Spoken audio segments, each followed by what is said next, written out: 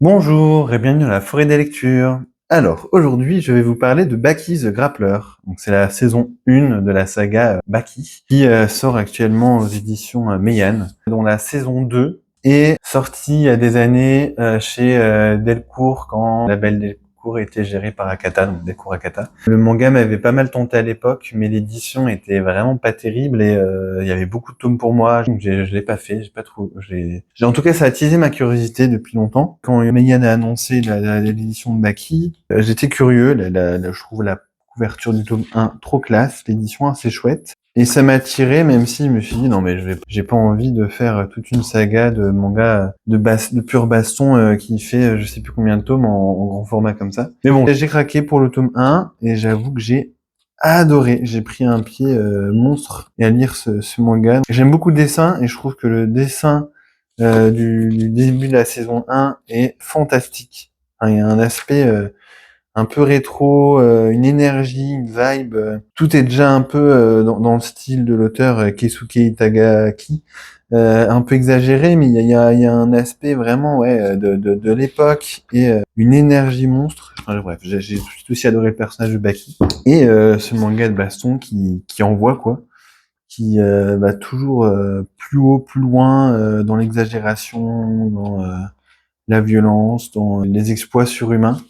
Dès le début, je me suis dit, mais ça va jusqu'où comme ça, et ça continue, ça continue, ça continue. Enfin bref, c'est totalement fou. Et voilà, ça continue comme ça dans la saison 1, pendant 24 tomes de cette édition-là, hein, qui sont des tomes épais, je sais plus, c'est 42, je crois, l'édition simple au Japon. Donc c'est quand même une première saison qui est très très longue. J'ai juste lu le tome 1 de la saison 2, qui est toujours très chouette, mais je retrouve pas cette magie non plus de la première partie de Baki. Je trouve que ça va tout de suite trop loin, trop fort, et moi j'adore ce côté absurde, over the top, et avec des poses dingues, des hommes monstres, etc. Mais parfois apporter un petit peu plus de nuance, un petit peu plus encore aller loin dans l'étrangeté, sans aller dans l'exagération de permanence. C'est ce que je préférais au bout d'un moment, parce que j'aime beaucoup ce côté totalement fou, absurde, mais j'ai peur que ce soit lassant au bout d'un moment.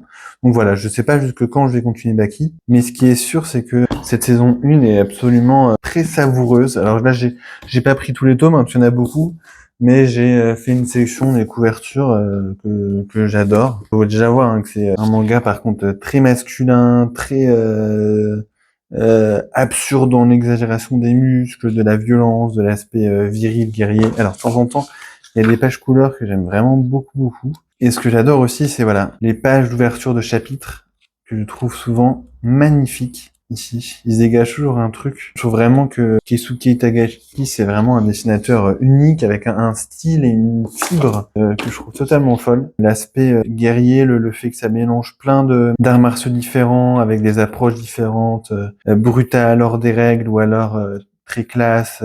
Et en fait, rapidement, donc le manga, il part un peu dans plein de mythologies, avec le père de Baki qui est l'homme le plus fort sur Terre, qui est plus fort qu'une armée. Enfin, c'est absolument à la fois ridicule et en même temps totalement génial. Il y a plein d'avancées, on voit le parcours de Baki où il avance, etc. Et à partir de la moitié à peu près du manga, je saurais plus dire à peu près, eh bien on voit que Baki est arrivé à un niveau totalement fou. On voit tout ce qu'il a traversé, et alors qu'il est encore lycéen, hein, il est très jeune. Et là va débuter un tournoi rassemblant les meilleurs combattants au monde. Donc ça, c'est le père de Baki.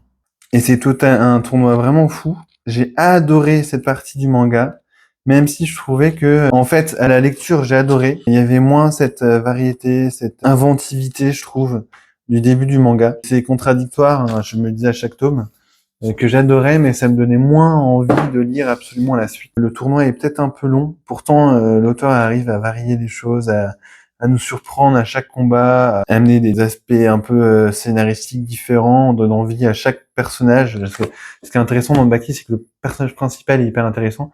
Il y a une foultitude aussi d'autres personnages intéressants et badass autour. C'est, je pense, le manga de baston. C'est pas le manga de sport que je préfère. Ça va pas, par exemple, comme un Ashita no Joe ou un ping-pong. Mais c'est le manga de baston, de pure bagarre, à mon avis, que je préfère. Et agréablement surpris. Je pensais pas, en étant curieux, en ouvrant le tome 1, en me disant, tiens, je vais lire parce que c'est quand même un manga qui a une sacrée renommée et je serais curieux de voir le résultat. Je pensais pas que j'allais autant aimer et que j'allais aller au bout de cette saison 1. Donc à voir jusqu'où je vais, mais Et voilà, n'hésitez pas à me dire si la saison 2, la saison 3, etc.